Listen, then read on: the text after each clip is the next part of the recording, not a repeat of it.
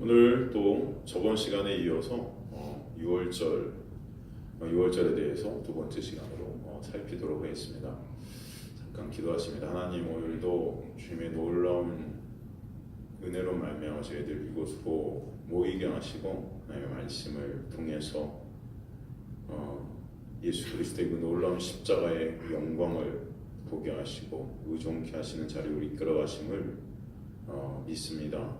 주님, 여기 있는 주님의 백성들의 마음을 주님께 주장하여 주시고 종의 입술을 주장하여 주시고 인도하여 주옵소서. 역사에 가시고 모든 것을 주님 뜻 가운데 약속하신 대로 하시는 하나님의 놀라운 신실하신 가운데 저희를 두게 하심을 믿습니다. 감사드립니다. 끝까지 주님께서 인도해 가실 것을 믿사오며 예수 그리스도의 이름으로 기도드립니다. 네. 아멘. 성경이 여러분 다 100권이죠. 성경 전체가 100권으로 되어 있죠. 네. 66권이죠. 구약이 몇 권이죠? 너무 쉬운 질문을 해서 제가 너무 쉬운 질문. 성경이 몇 권이요? 66권. 구약이 39권. 신약이 27권. 그죠? 3, 9, 27. 이렇게 외우세요. 상부 27. 학원 같아요, 그죠? 3, 9, 27. 구약이 39권, 신약이 27권. 이 통틀어서 이 66권의 성경이 몇 년간 써졌습니까, 여러분? 몇 년 동안 이게 써졌나요? 보통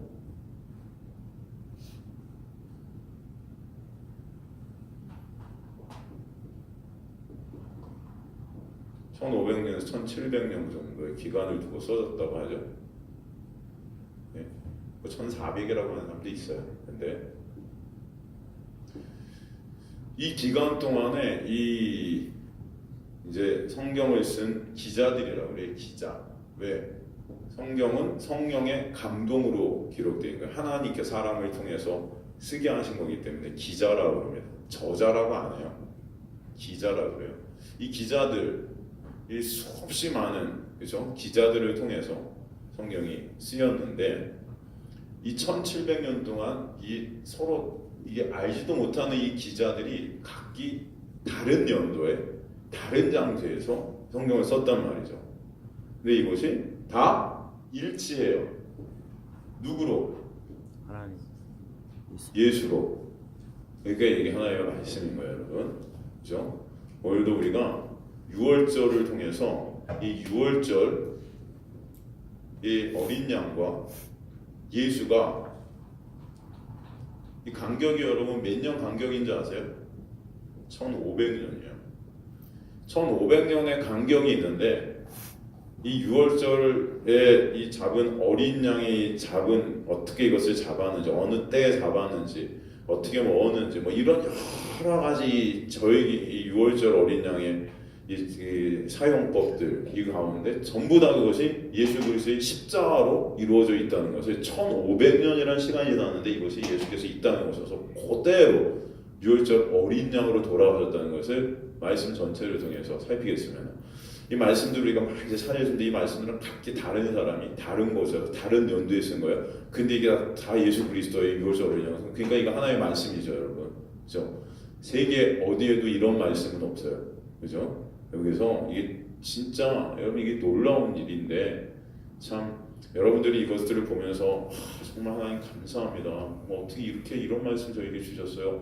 라고 생각하실 텐데 세상 사람들은 그냥 이런 걸 통해서 예수 그리스도를 보질 못하죠. 왜? 눈과 귀가 가려져 있기 때문입니다. 이런 것들을 다 깨닫게 되고 알게 된다면 마음속에 그죠? 성령께서 역사하시는 역사가 있는 사람인 줄 믿습니다. 그죠? 그래서 오늘도 6월절의 어린 양이 그 어떤 것이 예수의 그림자고 예수님은 어떻게 6월절 어린 양의 실상으로 자신의 몸으로 그것을 성취하셨는가 그것들을 갖다 정확히 말씀 한 구절 한 구절을 통해서 살피겠습니다.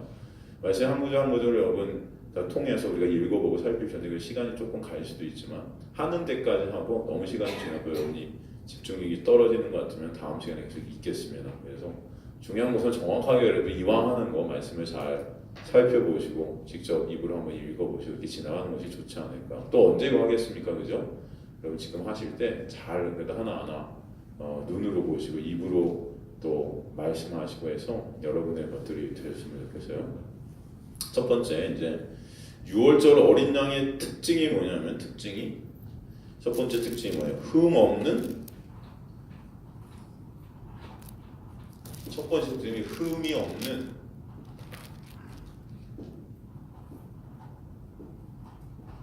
초태생이어야 돼요. 흠이 없는 초태생. 출애굽기 12장 3절에서 5절을 보면요. 출애굽기 12장 3절에서 5절을 보면 너희는 이스라엘 온 회중에게 말하여 이르라. 이 달 열흘에 너희 각자가 어린 양을 취할지니 각 가족들의 식구를 위하여 어린 양을 취하되 그 어린 양이 대하여 식구가 너무 적으면 그 집의 이웃과 함께 사람 수를 따라 하나를 취하며 각 사람이 먹을 수 있는 분량에 따라 너희 어린 양을 계상할 것이며 너희 어린 양은 흠 없고 일련된 수컷으로 하되 양이나 염소 중에서 취하고 흠이 없어야 된다고 그러죠? 그죠? 흠이 없어요. 그 다음에 출애굽기 13장 2절에서 2절 볼게요. 출애굽기 13장 2절을 볼게요. 이스라엘 사람 중에서 사람이나 짐승을 막론하고 태어나 태에서 처음 난 모든 것은 다 거룩히 구별하여 내게 돌리라. 이는 내 것이니라 하시니라. 태에서 처음 난 모든 것을 거룩히 구별하여 내게 돌리라 이렇게 말씀하세요. 12절 출애굽기 13장 12절 보면 너는 태에서 처음 난 모든 것과 내게 있는 가축의 태에서 처음 난 것을 다 구별하여 여호와께 돌리라. 수컷은 여호와의 것이니라 말씀되는 것을 알 수 있습니다. 그러니까 6월절 어린 양의 특징은 흠 없는 초태생. 초태생이라는 것은 만물이라는 것이다. 만물. 맞아야 된다는 것입니다. 이게 첫 번째여야 된다는 거예요. 첫 번째.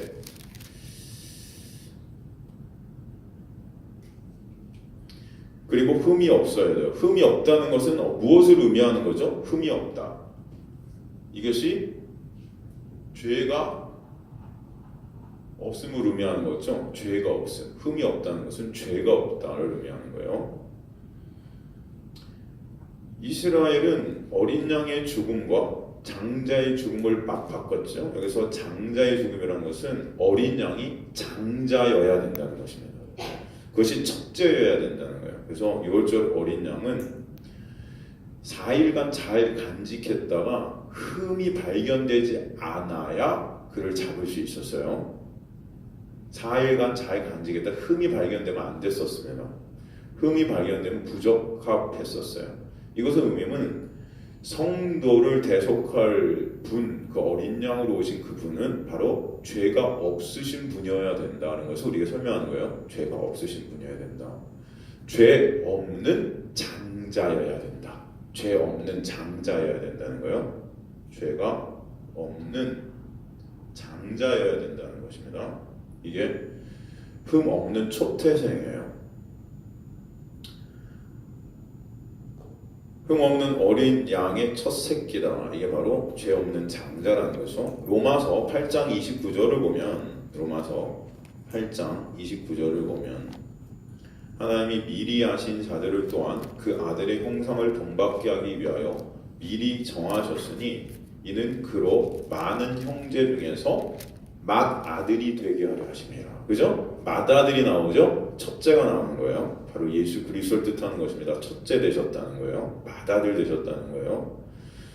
고린도전서 15장 22절에서 24절을 보면요. 고린도전서 15장 22절에서 24절을 보면요. 아담 안에서 모든 사람이 죽은 것 같이 그리스도 안에서 모든 사람이 삶을 얻으리라. 그러나 각각 자기 차례대로 되리니 먼저는 첫 열매인 그리스도요. 다음에는 그가 강림하실 때 그리스도에 속한 자요 그 후에는 마지막이니 그가 모든 통치 모든 권세와 능력을 면하시고 나라를 아버지께 바칠지라. 이거 보면은 그죠? 첫 열매란 말이라 첫 열매인 그리스도다. 그죠? 그러니까 첫 열매인 것을 성경이 지금 증거하고 있죠. 또 성경은 바로 예수 그리스도께서 흠이 없는 분임을 우리에게 또 증거하시죠. 베드로전서 1장 19절을 보면요.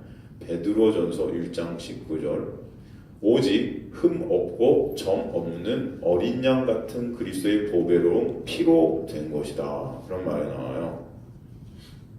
흠 없고 점 없는 어린 양 같은 그리스도의 보배로운 피. 그렇죠? 이게 되게 중요하죠. 히브리서 9장 14절을 보면 하물며 영원하신 성령으로 말미암아 흠 없는 자기가 여기서 누구죠? 예수 그리스도세요. 흠 없는 자기를 하나님께 드린 그리스도의 피가 어찌 너희 양심을 죽은 행위에서 깨끗하게 하고 살아계신 하나님을 섬기게 하지 못하겠느냐 말씀하시죠. 히브리서 또 4장 15절을 보면요. 히브리서 4장 15절을 보면 우리에게 있는 대제사장은 여기서 우리에게 있는 대제사장이 누구요? 예수 그리스도시죠. 우리의 연약함을 동정하지 못하실 이가 아니오 모든 일에 우리와 똑같이 시험을 받으되 받으신 이로되 죄는 있다 없다? 없으시니라. 죄가 없다고 증언하고 있죠. 그럼 사도 바울은 예수님과 같은 편이기 때문에 이렇게 증언하고 있다고 친다면 그러면 예수님의 반대편에 있었던 사람들, 예수님을 믿지 않았던 사람들은 어떻게 말하나 성경이 우리에게 말씀을 하고 있습니다. 마태복음 27장 19절 보면요. 마태복음 27장 19절 마태복음 27장 19절 보면 총독이 재판석에 앉았을 때 그의 아내가 사람을 보내 이르되 저 옳은 사람에게 아무 상관도 하지 마옵소서 오늘 꿈에 내가 그 사람으로 인하여 애를 많이 태웠나이다 하더라. 여기서 이것을 갖다가 쉬운 성경은 이렇게 번역하죠. 그의 아내가 사람원에 말했습니다. 저 죄 없는 사람에게 아무 일도 하지 마세요. 죄 없는 사람이라고 예수를 믿지 않았지만 바로 예수 그리스도가 죄가 없음을 갖다 성령께서는 그 말씀을 통해서 예수를 믿지 않은 자들의 입을 통해서도 설명해 주시고 계신다는 것을 우리에게 말씀하고 계세요. 24절 보면 마태복음 27장 24절 보면 빌라도가 아무 손가도 없이 도리어 밀란이 나려는 것을 보고 물을 가져다가 무리 앞에 손을 씻으며 이르되 이 사람의 피에 대해 나는 무죄하니 너희가 당하라. 나는 이 사람의 피에 아무 책임이 없다는 거죠. 왜? 이 사람은 뭐요? 벌을 받을 만한 것이 아무것도 없다. 죄가 없다는 것을 갖다 말씀하는 거예요. 누가복음 23장 4절을 보면요. 누가복음 23장 4절을 보면 빌라도가 대제사장과 무리에게 이르되 내가 보니 이 사람에게 죄가 없도다. 이 사람에게 죄가 있대요 없대요? 없대요. 예수님을 십자가에 못 박은 빌라도도 뭐예요? 예수님을 믿지는 않았지만 예수님의 죄가 없음을 인정하는 거죠. 죄가 없대요. 13절에 15절 누가복음 23장 13절에 15절을 보면요. 빌라도가 대제사장들과 관리들과 백성들을 불러 모으고 이르되 너희가 이 사람이 백성을 미혹하는 자라 하여 내게 끌고 왔도다. 보라 내가 너희 앞에서 신문하였으되 너희가 고발하는 일에 대해 이 사람에게서 죄를 찾지 못하였고 죄가 있대요 없대요? 없대요. 찾지 못했대요. 헤롯이 또한 그렇게 하여 그를 우리에게 도로 보내었도다. 보라 그가 행한 일에는 죽일 일이 없느니라. 죄의 삭은 사망이라 죽어야 되는데 그에게는 그 죽을 사망이라는 것을 사망을 당해야 될 어떤 것도 찾을 수 없다 말씀하고 있는 것을 알 수 있죠. 마가복음 14장 55절 보면요.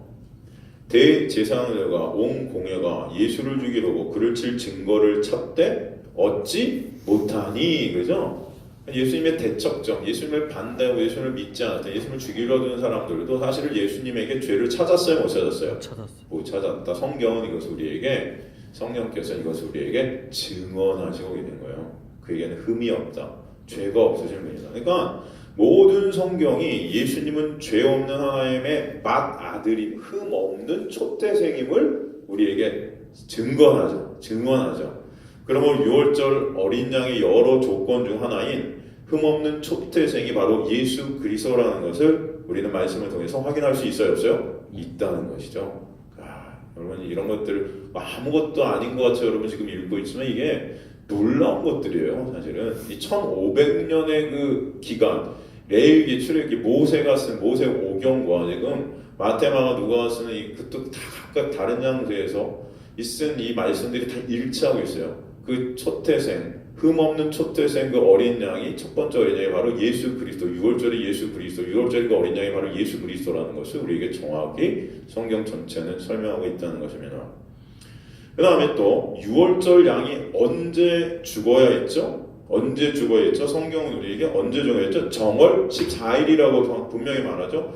이 6월절의 그 어린 양이 죽어야 될 때를 말하는데 그 때가 바로 정월 14일이에요. 이게 이제 6월절 어린 양이 죽어야 할 때예요.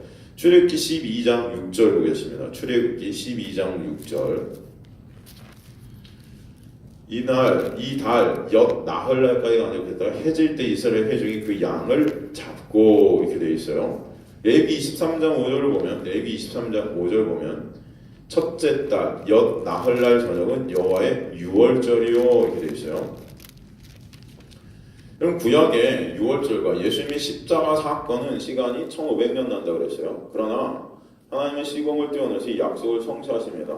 예수님도 정월 14일에 죽으셔야 6월절에 어린 양임이 실체임의 입증이 되는 것이죠. 이 레위기상의 첫째 달 엿 나흘날 저녁이 바로 첫째 달 14일인 거예요. 이게 바로 정월 14일인 것입니다. 요한복음 7장 2절에서 8절을 보면요. 요한복음 7장 2절에서 8절을 보면 유대인의 명절인 초막절이 가까우니라 그 형제들이 예수께 이르되 당신이 하는 일을 제자들도 보게 여기를 떠나 유대로 가셔서 스스로 나타나기를 구하면서 묻혀서 일하는 사람이 없나니 이를 행하려 하든 자신을 세상에 나타내소서 하니 이는 그 형제들까지도 예수를 믿지 아니함이로라. 예수께서 이르시되 내 때는, 이게 중요합니다. 내 때는 아직 이르지 아니하였거냐 너희 때는 늘 준비되어 있느니라.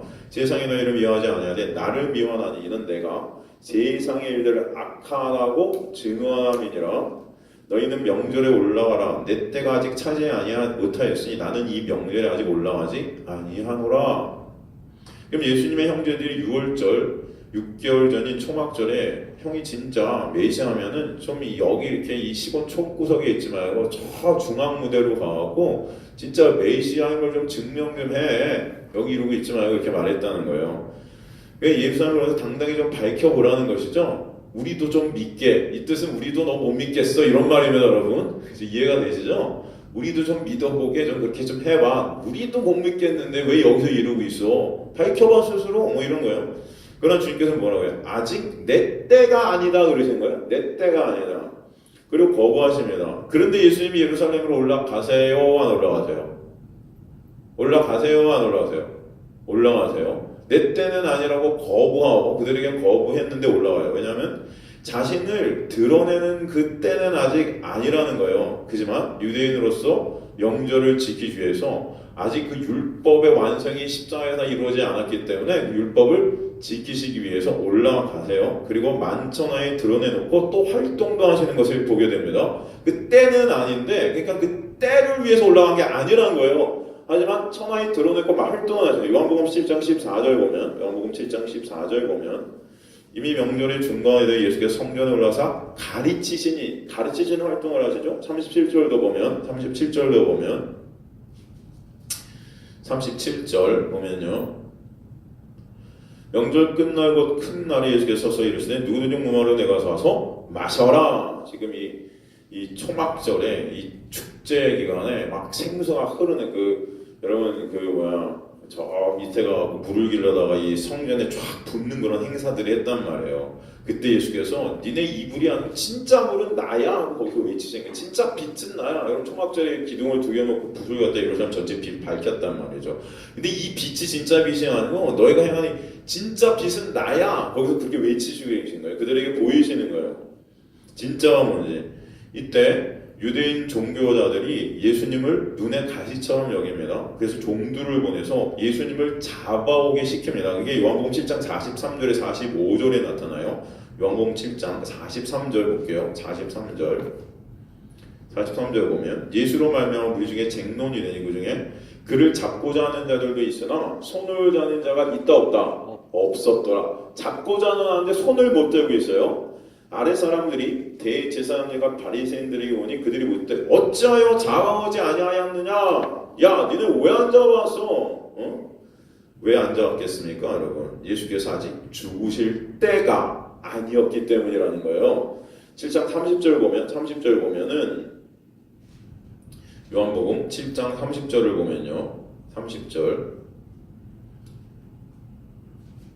그들이 예수를 잡고자 하나 손을 대는 자가 없으니 이는 그의 때가 아직 이르지 아니하였음이니라. 그죠? 하나님은 예수님은 이 땅에 와서 그 때에 맞게 그 계획에 맞게 정확하게 움직이고 계신 것을 알 수 있고 그 때에 맞게 모든 사람들도 그렇게 움직여가고 있다는 것을 우리에게 보여주시는 거예요. 하나님의 계획대로 그 시나리오대로. 이해가 안 되십니까? 그에도 번번이 그들은 실패하여 예수를 잡고자 했지만 실패하여 요한복음 8장 20절 보면은 이 말씀은 성전에서 가르칠 때 헌금함 앞에서 하셨으나 잡는 사람이 없으니 이는 그의 때가 아직 이르지 아니하였음이니라. 때가 있다는 거죠. 때가 그 때를 위해서 예수님은 계속 움직이고 계신 거예요. 근데 그 때가 아니었을 땐 아무도 잡고자 했지만 건들 수가 없어요. 여러분, 하나님께서는 정확히 하나님의 때 가운데 모든 것들을 역사하신다는 것을 우리에게 말씀해 주시는 거예요. 그죠? 당시 그들의 권력은 날아가는 새도 떨어뜨리는 권력이었습니다. 그 지도자, 종교 지도자들, 바리새인들과 서기관들, 대제사장들, 날아가는 새도 떨어뜨리는 엄청난 권력의 소유자들이었어요. 그럼에도 주님의 때가 아직 되지 않았기 때문에 손도 못 대는 거예요, 지금. 그리고 해가 바뀌어 그때가 오게 됩니다. 이제 해가 바뀌어서 예수님의 때가 오와요. 그러자 스스로 유월절 양으로 그 죽음의 길을 스스로가 나서시는 거예요. 그 때에 맞게. 그리고 이제는 뭐예요? 나를 잡으라 하고 스스로 자기 자신을 죽음의 자리로 내모시는 것을 우리에게 보여주십니다. 성경이 그 때에 맞게 이렇게 움직여 가시는 거예요. 요한복음 12장 23절 24절 봅니다. 요한복음 12장 23절 24절 예수께서 대답하여 이르시되 인자가 영광을 얻을 때가 왔도다. 때가 왔대요. 내가 진실로 진실로 너희에게 이르노니 한 알의 밀이 땅에 떨어 죽지 않으면 한 알 그대로 있고 죽으면 많은 열매를 맺느니라. 자기의 생명을 사랑하는 이름의 것이 이 세상에 자기의 생명을 미워하는 자는 영생하도록 보존하랴. 요한복음 12장 32절 33절 보면 요한복음 12장 32절 33절 내가 땅에서 들리면 모든 사람을 내게로 이끌겠노라. 땅에서 들린다는 게 뭐죠? 십자가예요. 십자가를 지시게 되고 땅에서 들리게 되면 모든 사람을 다 이끌겠다는 거예요. 하나님께서 그에게 보내신 자들, 그쵸? 창세전에 택함 받은 자들을 불러 모으겠다는 것입니다. 이렇게 말씀하시면 자기가 어떤 죽음으로 죽을 것을 보이심이라. 요한복음 13장 1절에 3절 보면요. 요한복음 13장 1절에 3절 보면 6월절 전에 예수께서 자기가 세상을 떠나 아버지께로 돌아가실 때가 이룬 줄 아셨대요? 모르셨대요? 아시고 그 때를 아셨기 때문에 그 때에 맞게 예수께서는 움직이시고 행하셨던 것을 알게 돼요. 세상에는 자기 사람들을 사랑하셨다 그러죠? 모든 사람들을 사랑하셨다 안 그래요? 자기 사람들이에요. 하나님께서 창세 전에 생명책에 농명된 자들이 있다는 것입니다. 그 창세전 언약 가운데 속해 있는 그 언약이 심겨져 있는 그 자기 백성들을 사랑하시고 어떻게? 끝까지 사랑하시니라. 그 사랑에서 끊을 자가 있대요? 없대요? 없다 말씀하시죠?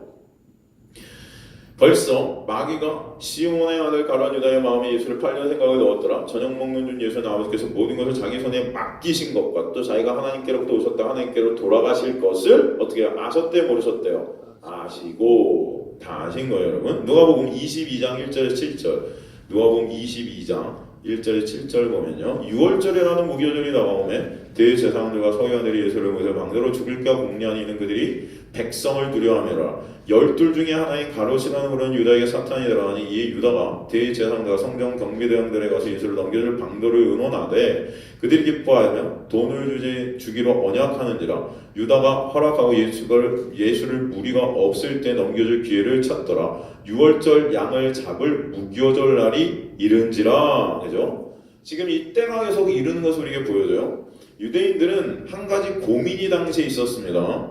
명절 때 수많은 사람들이 예루살렘에 오이죠. 모든 디아스포라, 그 당시에 뿔뿔이 흩어졌던 디아스포라의 명절이 되면 6월절이 되면 예루살렘에 쫙 모입니다. 그들이 한 60만 명이 모였다는 그런 기록들이 있죠. 더 될 수도 있어요. 200만 명 정도 될 수도 있는데 하여튼간 뭐 숫자는 중요한 것이 아닌데 어마어마한 인파가 몰린다는 것입니다. 거기 가득 모이게 사실은 자칫 잘못하다가는 밀란이 발생할 수가 있었어요. 로마의 압제 아래에서 있는 백성들이었기 때문에 뭔가 힘이 규합이 되면 밀란이 발생할 수도 있고, 사실 가룟 유다는 열심당원이었습니다. 사실 가룟 유다가 예수님을 판 것은 예수가 엄청난 기적의 센세이션을 당시에 일으켰단 말이죠. 많은 사람들이 예수를 따라다녔다는 거죠. 사실 그 디아스포라 어마어마한 숫자가 명절에 거기 모였을 때 예수님의 기적만 딱 하나 빵 터뜨렸어도 뭐예요? 많은 사람들이 그 예수를 중심으로 해서 밀란을 일으켜서 로마의 압제에서 구원해낼 수 있는 어떤 방도를 마련할 수 있다 생각한 게 가룟 유다의 목표였어요. 그래서 예수님을 팔아 넘긴 거예요. 그 예수님의 심중을 좀 거슬리게 하려고. 그래서 600명이나 되는 군사들이 잡아갖고 예수님을 쳐갖고 갈 때 열받으면 기적을 파괴하고 그들 다 꼬꾸라뜨리고 갑자기 나라를 전복시킬 수 있어요. 그러면 사람들이, 그 많은 사람들이 예수님을 중심으로 해갖고 나라에 쫙 모여들게 되면 로마 군대가 얼마나 많아도 여러분 잘하면은 이길 수 있는 거 아닙니까? 사실 가룟 유다는 그런 걸 꿈꿨어요. 자기 욕심을 이루기 위해서 예수님을 이용한 거죠, 사실은. 그죠? 그것을 알았던 거죠. 사실 그 유대인들도 이 대장과 서기관도 이런 것들을 알았어요. 지금 많은 사람들이 예수님을 따른다는 걸 알았죠. 그래서 사실은 이 6월절에 예수님을 갖다가 딱 잡아버리면 밀란이 일어날까 걱정이 됐던 거예요. 만약 밀란이 일어나면 어떻게 되죠? 로마 군대가 동원이 됩니다. 로마 군대가. 그러면 자연히 예루살렘에 그들이 주둔하게 되겠죠? 전쟁이 일어날 테니까 주둔하게 될 거예요. 그렇다면 거기가 완전히 난장판이 되는 거예요. 군대가 들어오면 술집 뭐 이런 여자들이 또 막 오게 되고 그 거룩한 도성인 예루살렘이 완전히 난장판, 아주 더러운 전쟁터와 더러운 술집과 더러운 것들, 이 세상 사람들이 생각하는 그런 것들로 가득 차게 된다는 거죠. 그러니까 이것만은 그들이 피하고 싶었던 거예요. 이해가 되시죠? 그러게 당시 종교 지도자들은 고민을 했습니다. 어떻게 하면 예수만 죽이고 밀란을 피할지. 예수는 죽이고 싶어요. 왜냐하면 자기의 기득권을 지금 다 빼앗아가고 있고 사람들이 막 따라가고 있거든요. 그러면서 자기들이 실체를 폭로시키거든요. 그죠? 종교 사기꾼이라는 것을 폭로시키거든요, 예수께서. 그러니까 죽이고 싶은 거예요. 그런데 밀란은 피하고 싶은 거죠. 왜? 밀란이 일어나고 큰일 나게 되면 자기들이 백성들을 갖다 통해서 빨아먹는 것들을 다 못 빨아먹게 되잖아요. 그죠? 마가복음 14장 1절에서 2절 보면, 마가복음 14장 1절에서 2절 보면, 이틀이 지나면 6월절과 무교절이라 대제사장들과 서기관들이 예수를 흉계로 잡아 죽일 방도를 구하며 이르되 밀란이 갈까 하노니 명절에는 하지 말자 하더라. 정확히 기록되어 있죠? 제가 지금 설명한 것들입니다. 이해가 되시죠? 그러기에 그들은 일단 6월절이 지난 후에 예수님을 죽여야 되겠다고 생각했어요. 6월절이 지나게 되면 어떻게 해요? 디아스포라에다 집으로 돌아간단 말입니다. 사람들이 다 흩어져 버려요. 그러면 밀란이 일어나요? 안 일어나요? 일어나도 그건 뭐 문제가 되지 않을 거니까. 그러니까 다 돌아가면 하자 이런 생각을 했죠. 그들의 계획대로 다른 날에 예수님이 죽으시면 6월절 향에 그런데 실상이 될 수가 있을까요? 없을까요? 없어요. 예수님은 정확히 6월절에 죽으셔야 됩니다. 만약에 6월절이 지나고 여러분 예수님이 죽으신다면은 그 예수님은 6월절 향에 실상이 될 수가 없는 거잖아요. 없는 거잖아요. 근데 이들은 뭐예요? 6월절이 지나고 예수님을 죽이려 하는 거죠. 고민을 하는 거예요.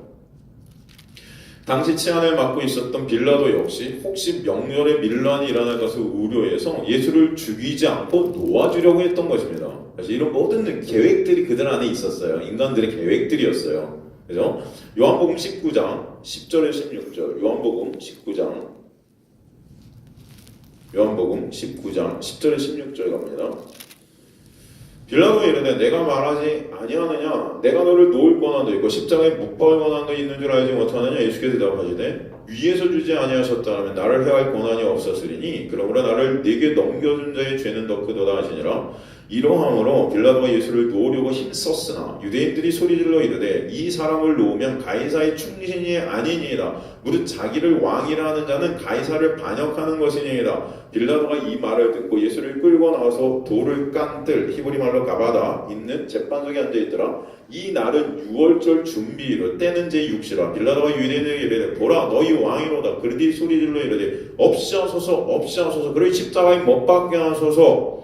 빌라도가 이르되 내가 너희 왕을 십자가에 못 박으랴? 대제사장들이 가이사 외에는 우리에게 왕이 없나이다 하니 이에 예수를 십자가에 못 박도록 그들에게 넘겨주니라.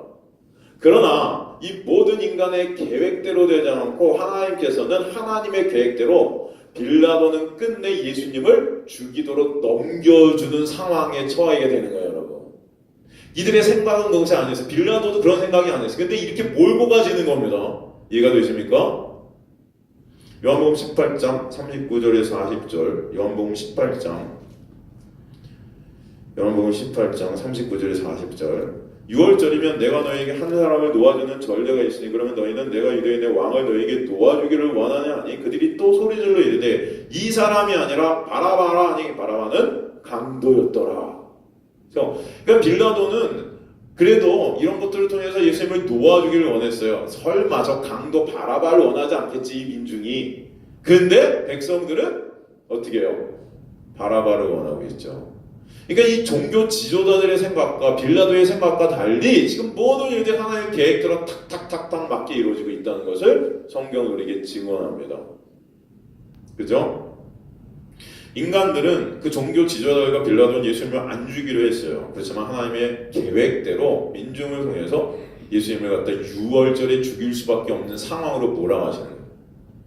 빌라도의 의뢰대로 그 당시 예수님께서 안 죽으셨다면 2000년 동안의 기독교는 다 사기가 됩니다. 이건 다 거짓이에요.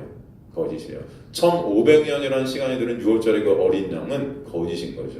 그러나 오늘 정확히 1500년 전에 기록된 6월절의 어린 양이 예수 그리스도이심을 우리에게 설명하고 증언하고 있다는 것을 알 수 있어요.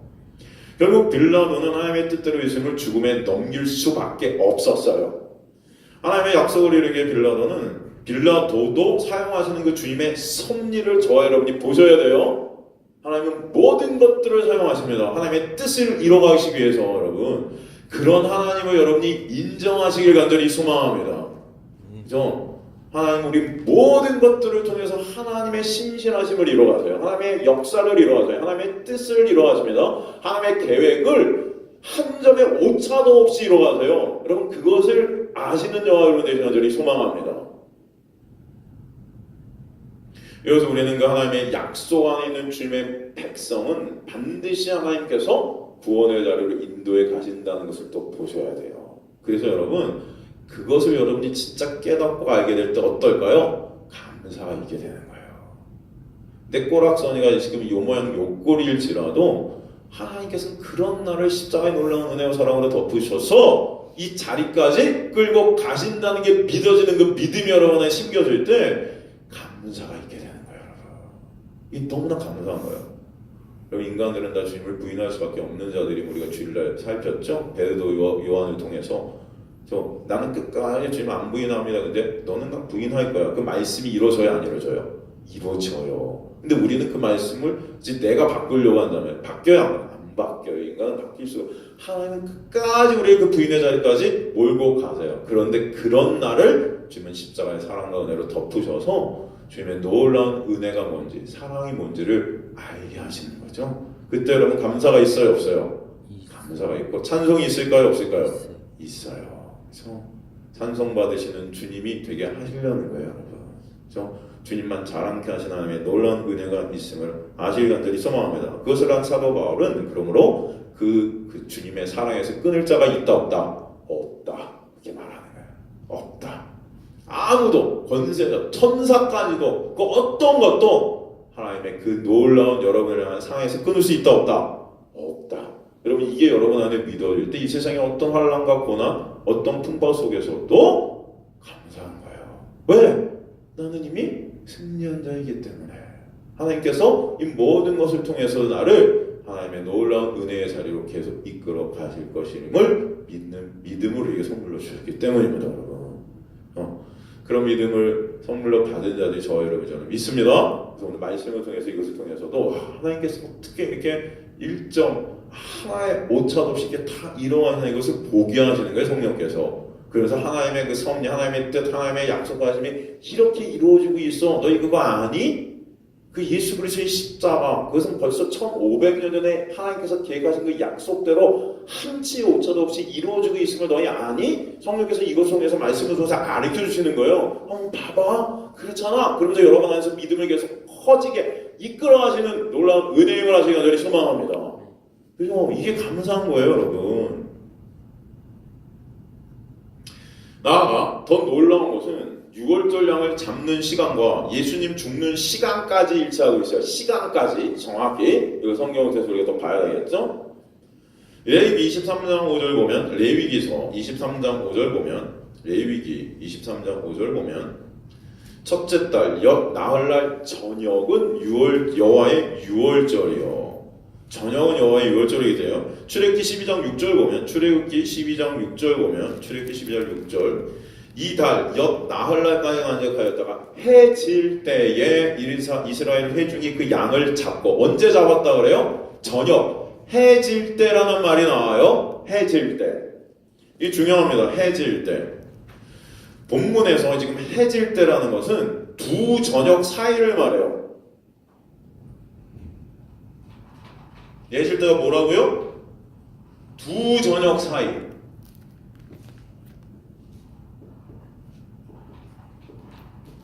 이게 해 질 때의 뜻이에요. 정확히 여러분 이것을 성경에 기록해 두십시오. 두 저녁 사이예요. 해 질 때. 여러분 유대인들에게 저녁은 몇 개였어요? 혹시 이거 아시는 분 계세요? 유대인들에게 있어 저녁이 몇 개였습니까? 두 개예요.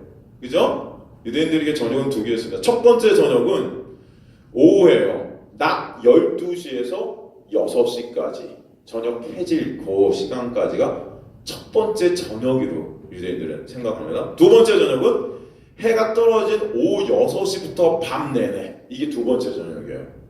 그래서 유대인들은 저녁을 두 개로 나눴습니다. 첫 번째 저녁은 오후라고 할 수 있죠. 우리 시간으로. 두 번째 저녁은 밤이라고 할 수 있어요. 우리 시간으로입니다. 그래서 두 저녁이라고 그랬어요. 그래서 이 해질 때라는 두 저녁 사이라는 것은 언제냐면은 저녁, 첫 번째 저녁인 낮 12시와 두 번째 저녁인 오후 6시 사이. 그럼 몇 시예요? 오후 3시. 이해가 되세요? 오후 3시였어요. 이 유대인들은 6월절 양을 꼭 1월 14일 오후 3시에 잡았습니다. 이해가 되십니까? 언제 잡았다고요?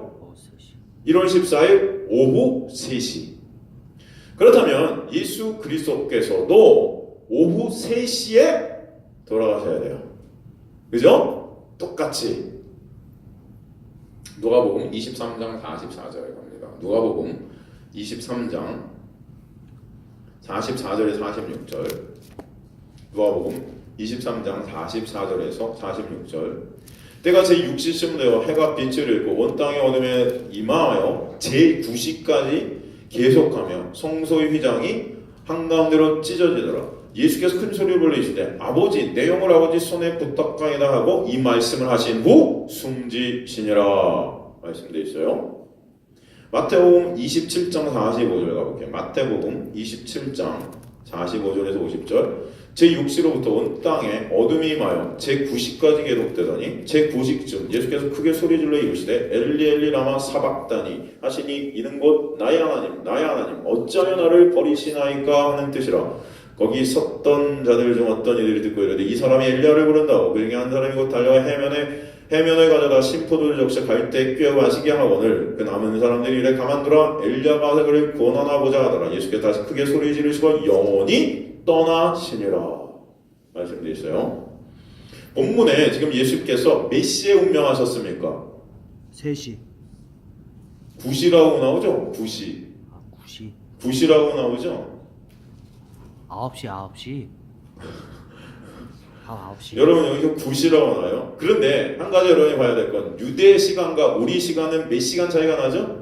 지금 우리가 사용하는 이 시간과 지금 당시 유대 시간은 몇 시간 차이가 나죠? 23시간. 6시간 차이가 나요. 6시간. 그렇다면 우리 시간으로는 이 9시가 몇 시예요? 오후 3시예요. 정확히 예수님은 3시에 돌아가셨던 거예요. 여러분 십자가형은 당시에 가장 극강 무도한 형이었습니다. 가장 악질인 죄형이 달린 형이었어요. 그래서 보통은 로마에 반대했던 그런 반역자들, 정말, 그리고 지금으로 하면 강도 중에 강도들, 뭐 이런 사람들, 정말로 눈뜨고 볼 수 없는